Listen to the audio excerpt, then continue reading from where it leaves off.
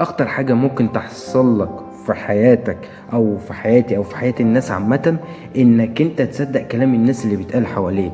الناس هتفضل طول عمرها تقول لك انت ضعيف، انت فاشل، انت مش كفاية، انت ما تقدرش. فانت بالتالي مع مرور الوقت هتبدأ تصدق كلام الناس. وفي مثال دايما بنقوله: الزن على الودان امر من السحر. فانت بالتالي مع مرور الوقت الناس هتبدا تقول لك انت ضعيف، انت ما تقدرش، انت كذا، انت كذا. فانت بالتالي هتبدا تصدق كلام الناس ده، مع انك انت اصلا في الحقيقه عكس كده خالص. بس انت صدقتهم، وبسبب انك انت صدقتهم فانت هتبدا تخلق عيوب في حياتك، وهتبدا تخلق اخطاء في حياتك كتير جدا. ليه؟ لان لكل فعل اصله وبدايته كانت فكره. فانت مثلا لو الناس كانت بتقول لك بانك انت شخص مش اجتماعي، شخص ما ينفعش يتعامل مع البشر، فانت بالتالي هتفضل تعيش عمرك كله لما تيجي تتعامل مع الناس هتبدا تبقى متوتر وخايف وقلقان. الناس هتقول لك بانك انت ما تقدرش.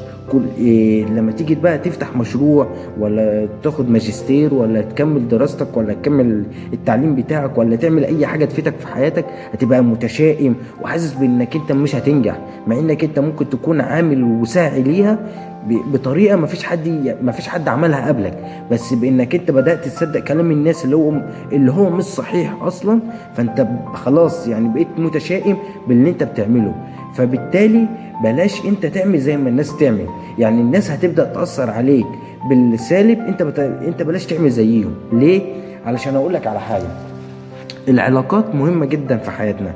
فانت علشان تبني علاقات كويسة وتفيدك في يوم في الأيام، لازم انك انت تأثر تأثير حقيقي على الناس. كلنا فينا عيوب، بس انك انت تيجي تتعامل مع شخص مثلا قدامك، وتيجي انت تغطي على عيوبه وتبين له الحاجات الحلوة اللي هي موجودة فيه، فانت بالتالي هتأثر عليه وهتدي له تأثير هو عمره ما هينساك.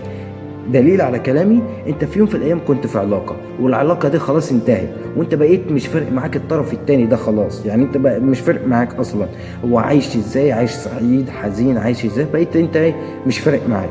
بس من رغم ذلك لما بتيجي مثلا نجيب سيرته ولا اي حاجه، في حاجه غريبه كده بتحصل جواك، انت بتفتكره كده ما بتنساهوش اصلا ولا هتنساه.